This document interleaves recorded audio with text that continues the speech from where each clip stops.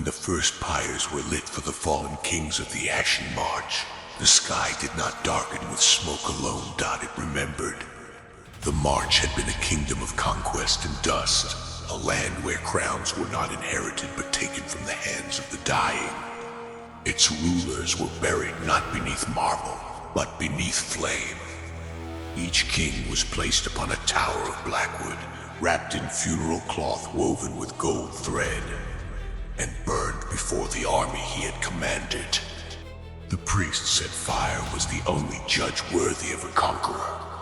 Flame would decide what remained. Bone became ash. Blood became vapor.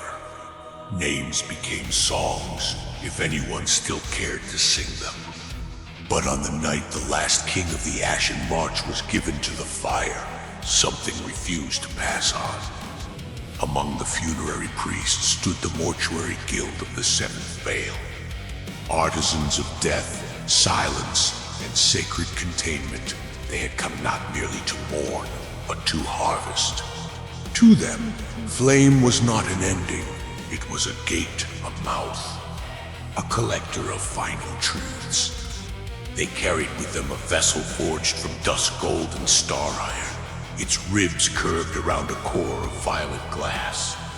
It had been made to preserve the last breath of a conqueror, to hold the final heat of a dying ruler before it vanished into the cold beyond. But when the king's pyre collapsed inward and the flames roared white, the vessel did not receive a breath. It drank the fire. The priest saw the glass pulse once, then again. Then the ashes inside began to move. They did not settle like dead things should. They circled endlessly, cinder chasing cinder, as if each grain remembered the body it had once belonged to. The vessel grew warm in the hands of the priest, who held it not with ordinary heat, but with the pressure of something waking. That was the first night the Emberwake Reliquary opened its eye, and no one present understood what they had made. The Mortuary Guild did not fear death, they studied it.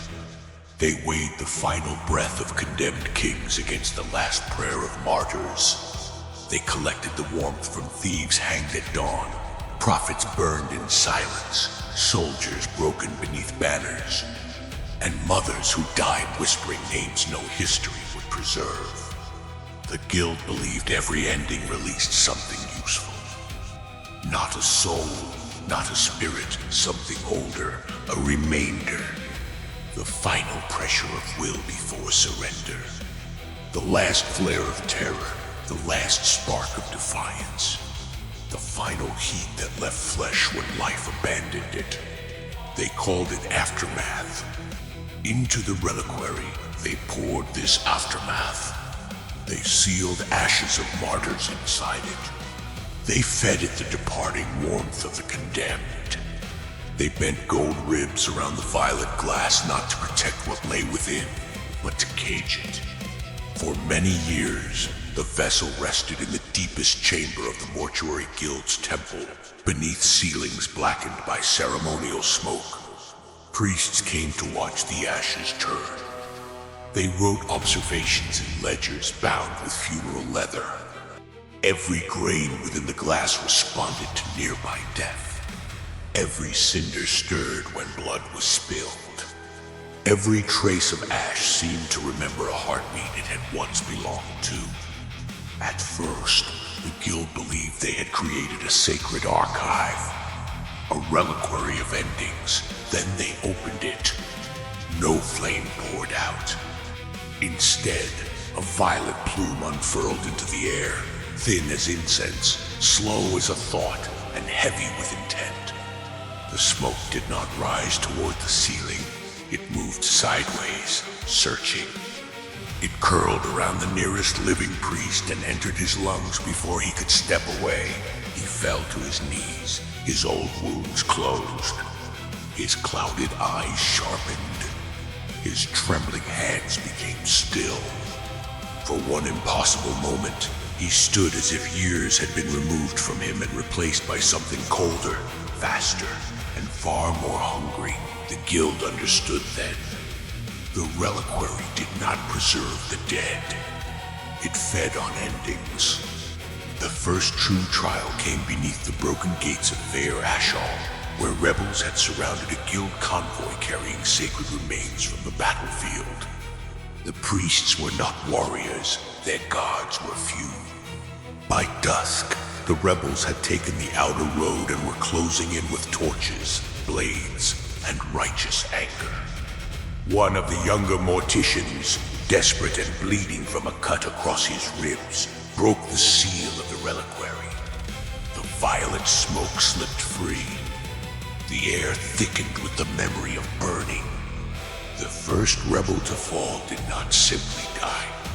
His final breath bent toward the reliquary like iron toward a lodestone. A thread of pale fire rose from his body and passed through the smoke into the wounded mortician. The cut across the mortician's ribs sealed. His posture changed. His eyes became clear, almost merciless. When the next attacker came, the mortician moved before thought could form. His blade struck with unnatural precision. Another enemy fell. Another thread of life was taken. Another fragment of strength returned to him. The guild named what followed the Gloam Feast, a moment where death paid tribute to the survivor. Those who stood near the open vessel found their wounds knitting shut, not by mercy, but by theft.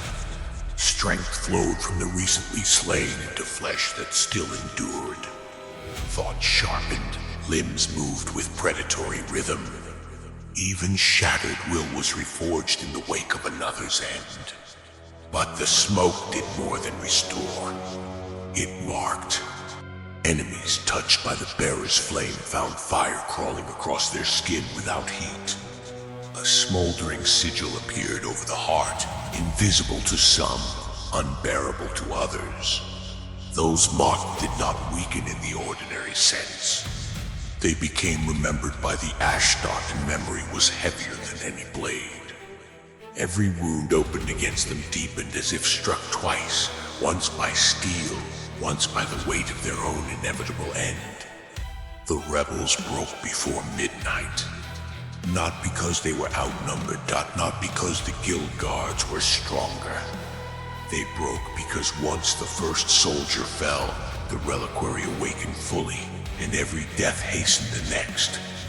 After Fair Ashall, the reliquary was no longer treated as a burial vessel. It became a weapon carried beneath priestly robes and war banners. Armies that marched with it spoke of impossible momentum. The bearer moved faster after every fallen foe. Wounds that should have ended them closed beneath violet smoke. Exhaustion burned away. Fear lost its language. The world slowed around the one who inhaled the reliquary's fumes, while the bearer's body answered before command. The priests called this phenomenon the procession of cinders. Death fed motion, motion fed fire, fire fed death. The pattern was simple. The faster the bearer moved, the more death followed. The more death followed, the more vitality returned. The more vitality returned, the harder it became for death to find the bearer.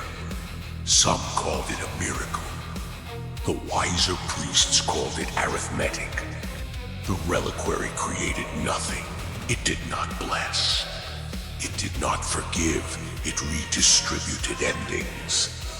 Life, will, clarity, and speed flowed backward through the violet smoke in thin threads of pale fire. The more the bearer destroyed, the more complete they became stitched together from the last moments of others. Soon, battlefields touched by the Emberwake Reliquary became easy to identify. Bodies lay in wide circles around a single survivor. The fallen bore no sign of struggle beyond the faint outline of a burning sigil over the heart. And at the center stood the bearer, unmarked. Breathing smoke through bloodless lips, their eyes bright with borrowed endings. The guild celebrated the reliquary at first. They called it proof of their doctrine, proof that flame was harvest, proof that death, properly understood, could be made useful. Kings wanted it, generals begged for it, executioners feared it. But the priests who watched its bearers closely began to notice what others ignored. Those who inhaled the violet smoke did not merely survive battle, they began to seek it. At first, they claimed necessity, another siege, another rebellion, another enemy too dangerous to spare. But each bearer returned for more quieter, sharper, less able to endure peace. A residue of soot gathered beneath their skin.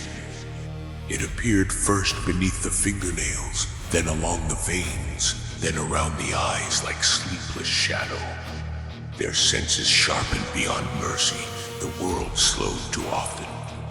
Voices became dull, ordinary movement became unbearable.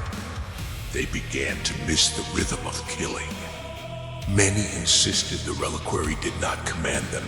That was true, though. It did not ask for devotion. It asked only for opportunity. Only for more names to turn into embers. Some bearers grew addicted to the instant when another life ended and strength rushed backward into them. Others became convinced that battle was the only place they were whole. A few stood before empty fields after war had ended, hands trembling, waiting for enemies who no longer existed. The reliquary did not burn its bearer, it borrowed them, piece by piece, battle by battle, breath by breath. The final campaign of the Ashen March ended without victory songs. The Emberwake Reliquary had been carried into a war meant to last 3 months. It ended in 9 days. No army could withstand the bearer once the first lines broke. The violet smoke spread through the field like dusk made hungry. Every marked soldier became a future offering. Every fallen body strengthened the hand that had struck it down. By the end, there were no formations left, only ash. Only silence. Only a single bearer standing amid thousands, breathing slowly, while the reliquary pulsed at their side like a second heart. The high mortuary priest watched from a ridge of black stone and understood, at last, the failure of the guild. They had not built a vessel that served death. They had built one that prolonged war by rewarding it. As long as the reliquary endured, no conflict would ever truly end. There would always be someone desperate enough to open it, someone frightened enough, someone ambitious enough, someone convinced that one more death would restore what the last death had taken. So the guild betrayed its own creation. They lured the bearer into the old temple beneath the Ashen March. Where the first funerary pyres had once been lit, they sealed the doors with star iron. They buried the reliquary beneath 7 chambers of soot, bone, and blackened prayer. Around it, they built a cathedral without windows. No bells were hung there, no hymns were sung. The guild named it a tomb. But reliquaries are made to be opened, and ash remembers the shape of flame. The Ashen March became a mapmaker's uncertainty. The Mortuary Guild became rumor. The Cathedral of Soot sank beneath war, weather, and forgetting, but the reliquary did not sleep. Not truly. Its violet glow dimmed, but the ashes within continued their endless circling. They waited with the patience of embers beneath cold stone. The next bearer was not a king, not a general, not a conqueror. He was a penitent executioner named Oryn Vale, a man who had taken more lives than he could count and remembered every face. In his youth, he had served courts that called killing justice. He had ended thieves, traitors, rebels, murderers, and innocents misnamed by law. One winter morning, after lowering his blade upon a condemned boy whose only crime had been hunger, Oryn swore never to kill again. Years later, while wandering through the ruins of the old Ashen March, he found the Cathedral of Soot. He found the reliquary beneath the 7th chamber. He heard the ashes turning inside. He understood at once what it wanted. For decades, he carried it sealed at his side. He never opened it in anger, never in fear, never when bandits surrounded him on the road. Never when soldiers spat at his feet. Never when hunger nearly bent him into violence. The reliquary whispered without words. It showed him the old rhythm, death feeding motion, motion feeding fire, fire feeding death. Still, Oryn kept the stopper sealed. Then, one autumn evening, he came upon a stranger dying beneath a roadside tree. No battle had touched the place. No enemy stood nearby. There was only an old woman breathing her last, alone, frightened, and far from anyone who knew her name. Oryn knelt beside her. For the first time in decades, he uncorked the Emberwake Reliquary.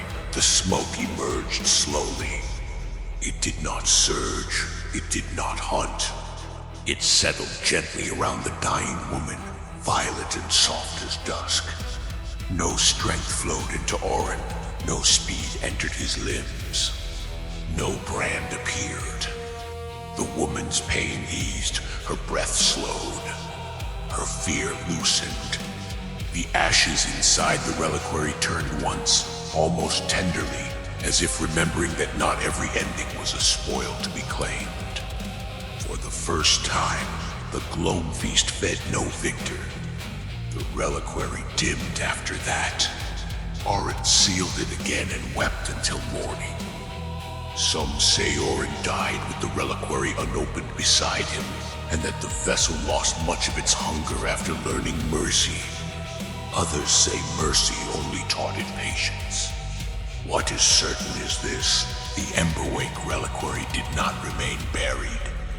It passed through forgotten hands. Grave robbers sold it as temple gold. Scholars studied it and disappeared. Soldiers carried it into desperate wars and returned alone. A queen hid it beneath her throne, claiming peace while sharpening every border. A monk threw it into the sea, only for fishermen to find it warm inside a net of dead silverfish. The vessel never emptied. It only waited. Every grain within the glass still remembered a final heartbeat. Every cinder still held the shape of a last breath. When unstoppered, the endings inside spilled outward as violet smoke, clinging to the lungs of the living. To drink from it was to inhale borrowed deaths. The first sensation was always velocity. Not movement of the body, but time collapsing. Footsteps landed faster than intention. Muscles answered before command. The world lagged behind the bearer like a fading echo. Then came the brand. Flame without heat crawled across nearby foes, marking them with a smoldering sigil only the reliquary understood. Those touched by that invisible burn became known to the ash. Their wounds deepened, their strength faltered. Their endings leaned closer. And when they fell, the reliquary remembered them. Life flowed backward, will flowed backward, clarity flowed backward.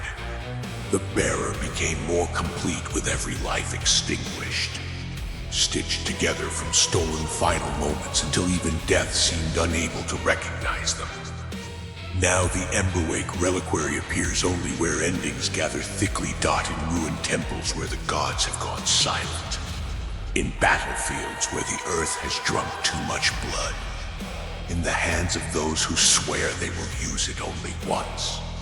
Those who uncover it speak of a presence within the smoke, not a spirit, not a voice. An echo of countless last moments pressing forward, urging the bearer to move, to strike, to continue. It offers vitality for every life extinguished, swiftness for every heartbeat stolen. A pyre mark upon every enemy that dares to stand. But it gives nothing freely. The reliquary is not mercy, it is transaction. It does not care whether the bearer is righteous, desperate, cruel, or afraid. It asks no oath. It demands no prayer. It does not need devotion. Only endings, only breath. Only another battlefield where ash may remember the shape of flame. And when the stopper is sealed again, the ashes inside settle for a while, not silent. Satisfied until the next hand finds the vessel warm. Until the next throat opens. Until the next name becomes an ember.